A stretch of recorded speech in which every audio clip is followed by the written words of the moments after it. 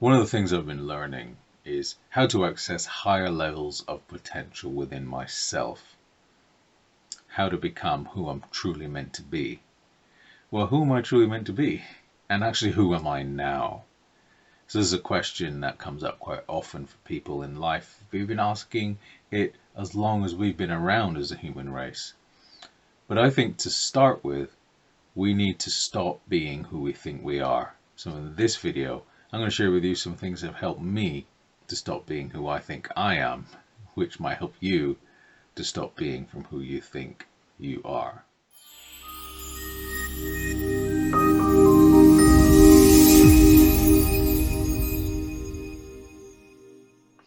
Hi guys, Calvin again. How to stop being who you think you are?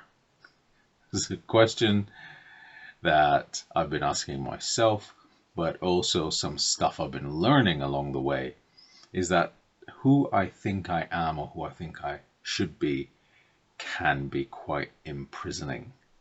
And it could be the cause of a lot of our limitations, right?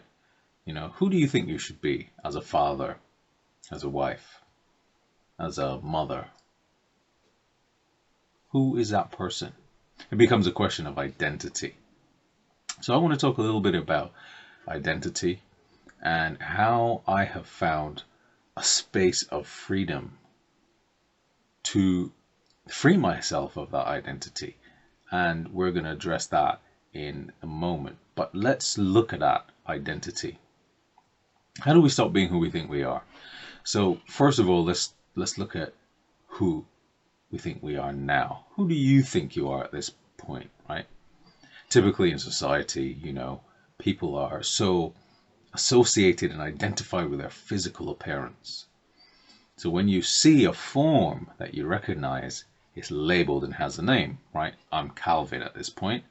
And so when you see my physical form, perhaps that reinforces my own belief that my physical form is who I am.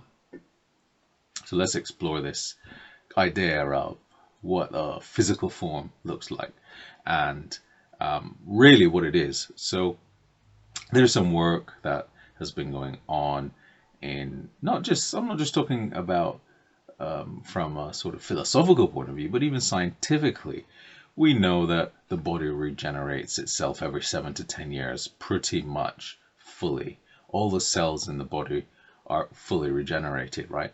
So if every 7 to 10 years there's no cell that remains, perhaps apart from certain cells which is responsible for memories and so on, perhaps with the exception of a few,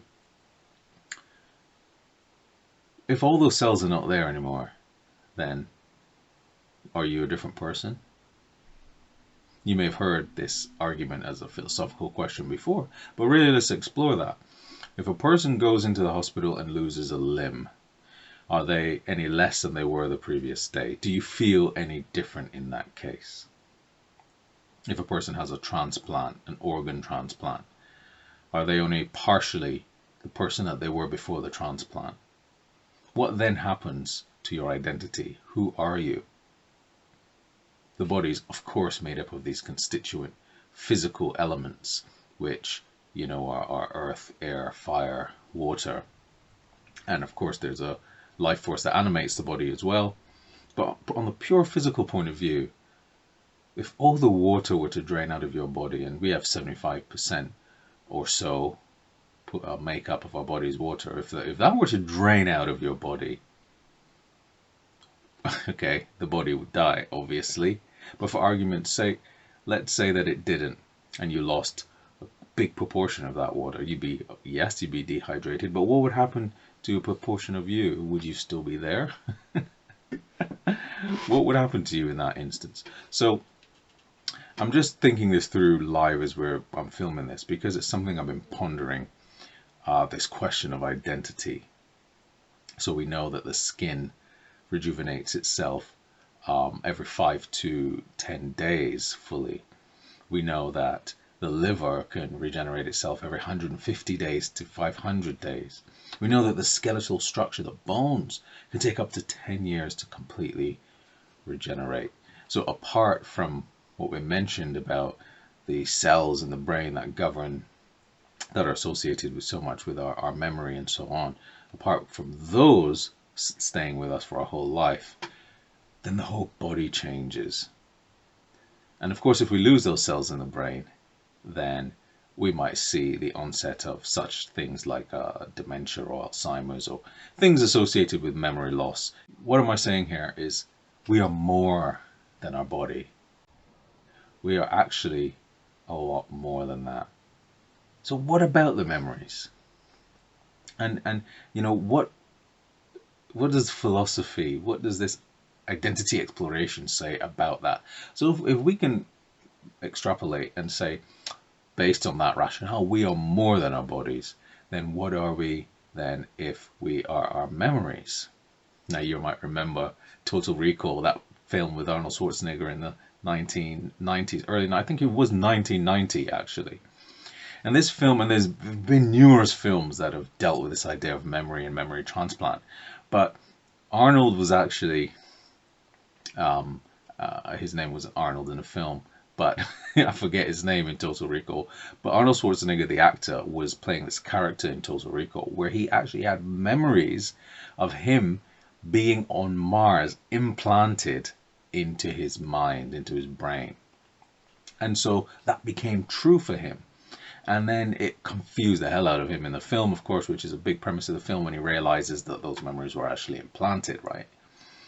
So this idea that our identity is so closely tied to our memory then, and a philosopher, John Locke, said in the 1600s that it's a matter of psychological continuity, this idea of personal identity. But what happens when the memories are lost? What happens when we realize the memories are just memories? Does that then make us somebody else? Who are we then? We know that there are these memories that stay with us. And I've got a friend myself who I grew up with in the Caribbean, and I grew up with him from a very young age. We were 5, 6 before by the time we sort of formed our relationship. And he's been through some challenges in his life. And he made some terrible judgments, of course, and ended up in correctional system and had a lot of traumatic experiences, and it completely messed with his mind. But not only did it mess with his mind, but he seems to have lost his memories. He's a shadow of his former self.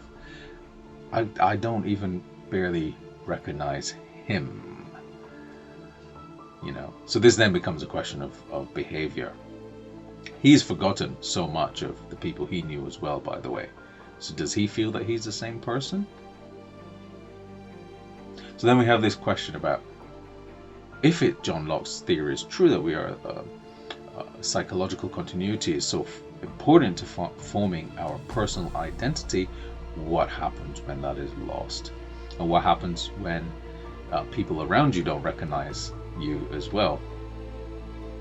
So looking at that then, and we know that there are these other areas of figment of identity. So we've got the Freudian idea of the id, the ego, the superego, which was of course later superseded by the Jungian school of thought in psychology, where he actually went so far as to say in one of his works that your identity, your true identity, is like God in you, which is quite fascinating.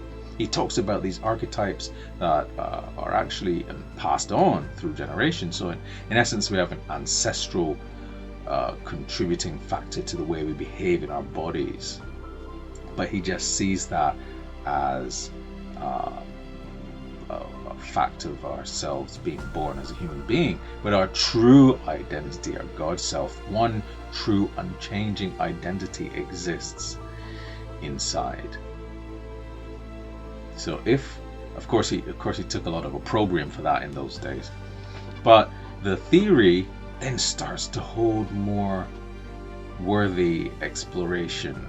I suppose it has a component that resonates a bit deeper with me personally, and this is why I wanted to share this idea of who do you actually think you are, and what does that mean for you at this point in time? albeit it being an ancient question, an old question, something that's perplexed the man's mind for years and years and generations even, is still a relevant question today for the way we live our lives, right? So that brings me to the second point then, that we are more than our memories. And I think that holds true for me.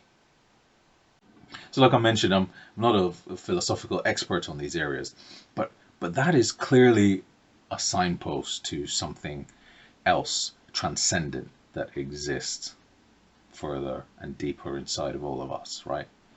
So as somebody who practices mindfulness then, I realized that, very early in my mindfulness practice, there was a witness to the thoughts that were happening, the thoughts that were taking place in my own mind.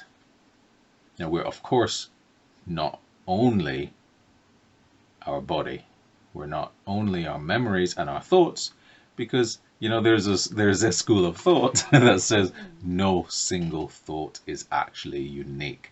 Nobody can have an original thought. Every thought, the brainwave that we have, we think it's original, but really it's not. So what we're saying is that, or what I'm saying, is that if we examine this with a degree of openness and look at what people have been saying in the past, as I referenced some of these common popular psychologists and philosophers, but also examine it for yourself with your own mind and with an open degree of curiosity to see if we step back and we're able to sit in some spaciousness and see that those thoughts that are coming and going like ships in the night aren't actually who we are, then who is the person witnessing the thoughts? Who is that witnesser? And I think this is when we start to zero in to something much more transcendent, something much bigger, something that says we are more than who we think we are. So now, having addressed all of that, how did I personally, or how do I personally find disconnecting from who I think I am useful, and how do I actually do it? Well, I think the simplest and easiest explanation is presence. To be present in the moment. And that's when we really rediscover that voice of the observer, the voice that speaks through our voice. And this is why I'm a big advocate for connecting to that truth. And this is why I impulsively wanted to share this video, because it's something for us to consider. If there is an observer, a transcendent self, an observer self that exists, that could witness the thoughts that's happening within us, and this observer in many schools of teaching is suggested to be permanently there, an unchanging sense of identity, which some people call the higher self. That is always there, a kind of pure consciousness that exists, and we all have the ability to tap into that if we can create the distance or even bypass the thinking mind. And this is where I find mindful practices such as meditation helpful. Think about the surfer who is riding the biggest waves in Hawaii, and he becomes one with the wave itself. Think about the skydiver who jumps out of the plane and merges with the wind. Think of the deep sea free diver who almost becomes the same as any other organism at the depths of the ocean. In that moment, in those precious moments of flow and connectedness, there is a transcendence that these people experience, where they're in the present moment, fully anchored in the present moment, from where they can see and feel and taste the reality of that transcendence, of that external dimension of existence that is also internal as well, that is beyond the limits of the body, that is not constrained by the memory and thinking about what happened last week and therefore projecting that into the future. So whatever you have in your life that is helpful for you to get into that state of presence, to get into that state of absolute nowness, whether it is meditation, like I'm a big advocate for, whether it is skydiving, whether it is surfing the biggest waves, whatever it is that you do that gets you into now. I think only in those micro moments, which with practice we hope to expand them into macro moments, only in those moments can you stop being who you think you are. Thank you so much for watching my video. Please like if you found it useful, subscribe, share, and if there's anything you want me to talk about in a future video, leave it in the comments below. See you next time. Bye for now.